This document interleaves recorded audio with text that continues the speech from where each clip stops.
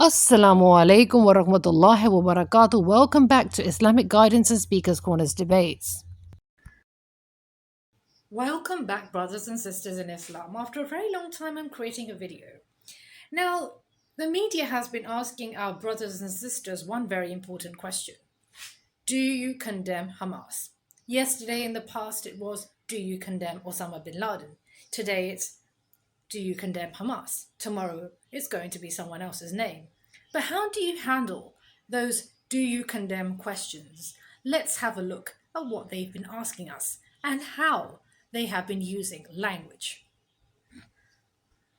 On October 7th is something you condemn, and you say, well, you have to look at that by looking at hundreds of years of conflict. No, you don't. No, you don't. Then somebody comes over a fence and goes into someone's house and burns their infant in its crib. I don't give a damn why they did it. It's wrong. If you're going to deny history by saying that you don't give a damn about what happened prior to the 7th of October, and you feel that you're talking about now, then let me tell you that the 7th of October is also a historical date. Now, if you're not going to give a damn about our historical dates where our Muslim brothers and sisters are going to suffer and you don't care about those historical dates, then why do you expect us to care about your historical date? Are you selfish? Are you inconsiderate? Are you a genocide denier? Or are you a white supremacist who thinks it's okay to say, I don't give a damn? Because such people who are white supremacists and genocide deniers, I consider them, and every righteous person does, such people are worse than, are even smaller than, dirt under one's feet. Because every person who has humanity would care about both the sides. Okay? Now, for the Muslim brothers and sisters, let me tell you that Hamas is just an excuse. Okay? So I don't normally deal with selfish people and white supremacists and racist people. I don't normally deal with such people anyway, because they're not worth my time and neither they're worth my effort. Such people are petty-minded. Okay? And they feel that their popularity could make them win this argument. And only those people that support them, they also have that same sort of white supremacist mentality. They're also genocide deniers. They're also truth deniers. They're also reality deniers. So only those people can clap at you. Petty-minded people, honestly. Now, for the Muslims, you need to realize one thing. That these people need an excuse. And to attack the Muslims, they needed it at the time of bin Laden, and they also need it at the time of Hamas. They need an excuse to attack Muslim brothers and sisters. They just need an excuse. Hamas is just an excuse. It's just an excuse, okay, for violence. And they're going to say, we are just defending ourselves. And one person responded to Piersmorgan brilliantly. And watch this. But I don't know, but there's no Hamas in the West Bank and they're still dying there. So what's your excuse? I don't have any excuse. Okay, what's your explanation? Sorry, my earpiece went down. Listen, I don't make any pretense that this hasn't been a massive problem. Okay, between Palestine and Israel going back to the mid-40s. We all know this, right? Pierce, listen. I'm not saying that you're making excuse, but if you are adopting a certain point of view, you have to at least defend it. I'm telling you, there is no Hamas in the West Bank. What is the excuse? Not your excuse. What is the excuse to kill those people? Well, listen, this question of proportionality is one that... No, answer my question. I've been answering your question. You answer mine. It's actually not my job to answer your questions. It's not. Okay, not your job. I agree with you. I'm more interested in you.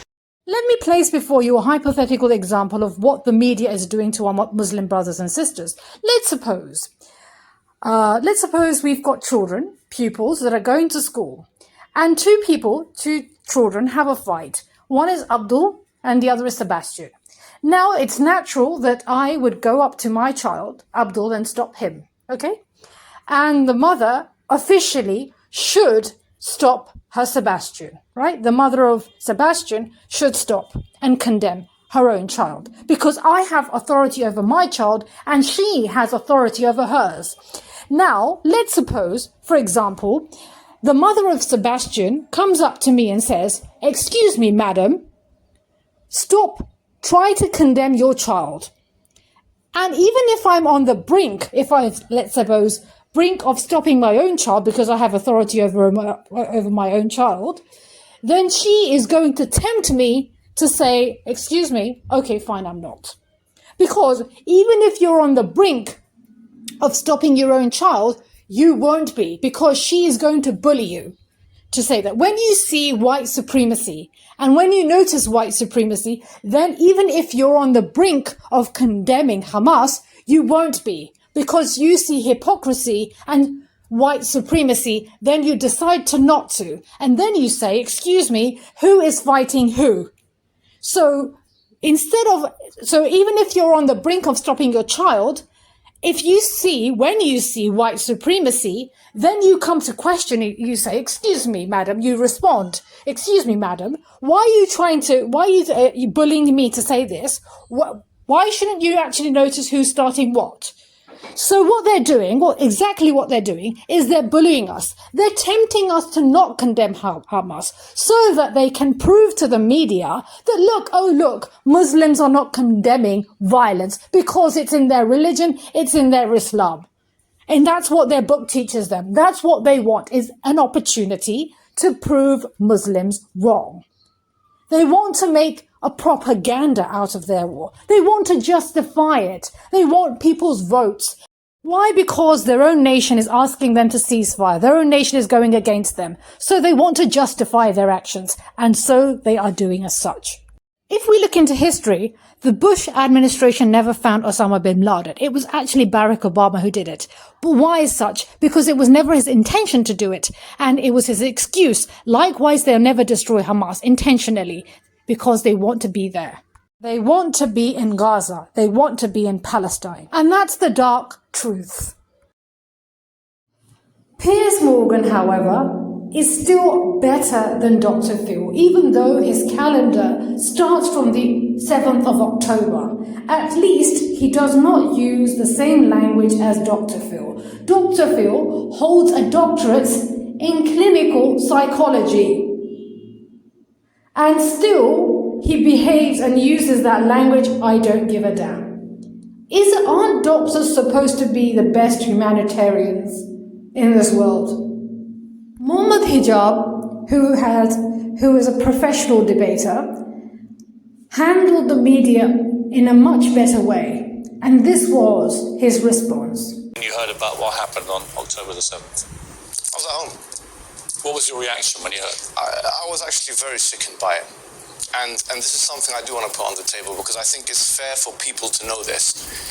In our religion, we do not believe, okay, as a Muslim, I am a Muslim, and I do not believe in the killing of any man, woman, or children, non-combatants. That is not despite the religious teachings. That is because of the religious teachings. So in terms of condemning Hamas and just jumping straight into it, I condemn not only Hamas, but any other entity, okay, wherein it's proven that this has been done, that the killing of combatants has been done. Therein, I condemn any party that does it. Any party that kills people or strikes at people where it's more probable than not that it will hit a civilian target, I condemn them. And that's why I condemn the IDF. Because So the best way to behave and respond is to act neutral towards the interviewer. It is either that you deal with the media with absolute smartness, or don't deal with the media at all. The media has a plan to make Islam look wrong and Muslims look wrong in people's and the world's eyes. Israel has violated several significant principles of international law. For example, the currently talked about its attack on the diplomatic building. When we asked which happened during the month of Ramadan, what did the Western leaders do? Did they condemn it? They didn't. They didn't even condemn their actions. However, when Iran strikes back, then Western leaders intercepted 99% of the missiles. That's called condemnation. Why didn't we get that? Why didn't Palestine get such justice? However, these people have been exposed. Western politicians, Western media, and the neoliberal class. We know that these words, their dialogues, Israel has the right to defend itself, human rights, democracy, freedom of speech, all these things, they're not working, these dialogues are not working on us anymore. And these people weaponize their intentions to start wars or initiate wars, whether it was Afghanistan, whether it's Iraq, whether it's Libya, whether it's Somalia, whether it's any other Muslim country. Israel is spending millions of dollars to legitimize its actions. And here is a small clipping. It's only about a minute long, but please do have a look. My name is Musab Hassan Youssef. I grew up in Ramallah as a member of Hamas. I addressed the words to the Palestinian Authority. Palestinian people did not elect you, and they did not appoint you to represent them. You are self-appointed. Your accountability is not to your own people. This is evidenced by your own total violation for their human rights. The suffering of the Palestinian people is the outcome of your selfish political interest. You are the greatest enemy of the Palestinian people. Finally, you use this platform to mislead the international community, to mislead the Palestinian society, to believe that Israel is responsible for the problem you create. Thank you. You know what I'm going to do on your episode? I'm going to pretend that I'm an Israeli citizen. I'm going to put myself in the place of an Israeli settler in the kibbutz. And I want to speak to my Prime Minister, Benjamin Netanyahu. Mr. Benjamin Netanyahu, I have voted for you because you have promised us peace and prosperity and security. On the 7th of October, those son of bitches Hamas, they went into a defense that is regularly heavily guarded. Usually if there's like a dove that comes close to it, it will be shot. We've conducted a forensic, meticulous examination of the events of October the 7th. We uncovered very real crimes committed by Hamas and others. But I think what was perhaps most significant were the crimes we discovered that did not happen. And it's hugely concerning that these revelations have been virtually entirely ignored by the Western press. What's extraordinary is the Israelis were aware of the plans. Hamas were actually training quite openly for this operation, and they were actually placing the training videos online so anyone could view them. On the very night of October the 7th, before dawn, spotters along the fence are reporting back to headquarters, and the head of Shin Bet and the head of military intelligence take this seriously enough that in the middle of the night, they're up and talking to each other, and they conclude it's just another training exercise. And what is extraordinary is that they don't even raise the alert level to number one. You know, the most basic alert level would have made a huge difference. If you reflect back to 9/11, how is it that 18 people were being trained for months and CIA was asleep, the most powerful organization? How was it that 4 aircrafts, 4 airliners are being hijacked from 4 different airfields and the CIA doesn't know? How is it that 3 of them go into the World Trade Center and the Pentagon, CIA is asleep? Not about destroying Hamas. And if it was about destroying Hamas, why has Netanyahu and Smotrich and others talked about how Hamas is an asset to Israel? Why do they say that openly, Piers? Let's be honest, Piers, to most of your pro-Palestinian brown guests, you don't ask your Israeli or Jewish or pro-Israeli guests to condemn Israeli terrorism or Israeli war crimes at the start of an interview. Why is that not applied to your Israeli guests? I would be fine, Piers, if you had Palestinian guests and you begin by asking them, do you condemn Hamas war crimes? But then you should start with Israeli guests and pro-Israeli guests saying, do you condemn Israeli war crimes? You didn't ask him to condemn Israeli terrorism, Israeli war crimes, Israeli genocide in Gaza. So a lot of people look at that and they say, they get your intention, but it comes across as a bit of a racist double standard. Just why? Because they were responding to an act of terrorism so heinous, it demanded a massive military response. Typical. Israel has the right to defend itself. How typical. If we play the who started it game, we go back many decades. When did they kill 800 Palestinian civilians in one few-hour period?